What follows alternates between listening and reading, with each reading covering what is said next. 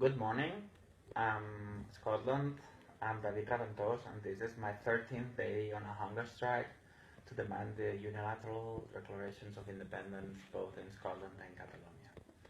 In this video, I would like to give a call to action to people in Scotland who really want independence, to start questioning themselves about if the process is leading you there or we are just mice in a wheel that will never get independence.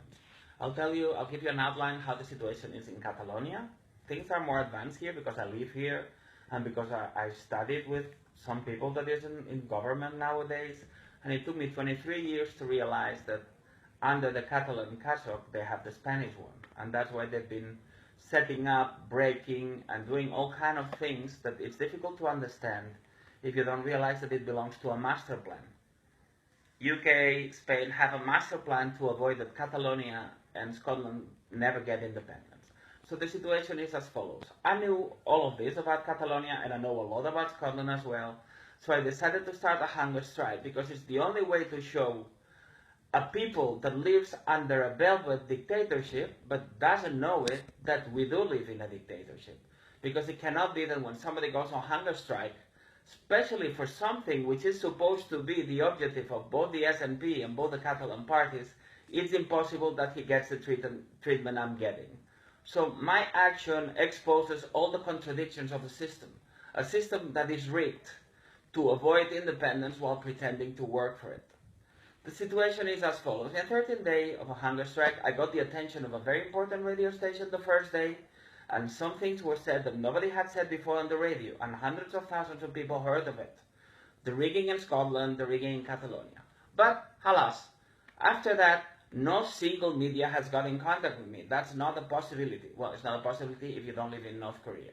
I mean, when some big media mentions you and says scandalous things, the normal thing is that the media would be on me, and the normal thing would be that the people I mentioned would be challenging me, facing me, or bringing some kind of legal action. None of this has happened.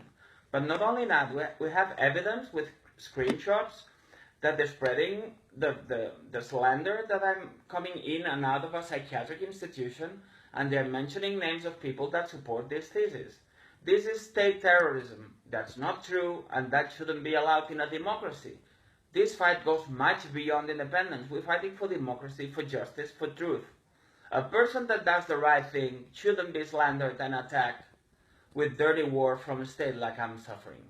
Not only that, we've discovered, as we knew, that the same in Scotland and Catalonia, all media belong to the same rigging system.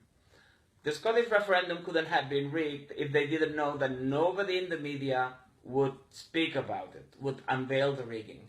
The system is complete. They have government because they have the parties. Parties can do anything because they control the media. And media can do anything because social media is also controlled by our enemies.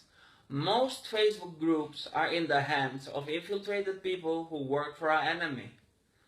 So that's the way to avoid that when somebody does something like me, pressure builds up in social media. So then media would have to do something, and media would bring down parties which bring down government. Everything is a matrix. It's a structured system. Not only that, but my communications are hacked completely. My Facebook is invaded, run by somebody which is not me, and all these kind of things have happened. Ignored by the ones that are supposed to help me, and all kind of dirty war being waged against me. I know it's traumatic. People in Catalonia are having a severe trauma because they realize that something is severely wrong with 13 days of hunger strike, get silence from the media. I'm getting attacked by people that are supposed to be independentists. The typical intellectuals that come out helping anybody who does anything about independence in Catalonia are silent. The real situation is Catalonia is now under a state of siege.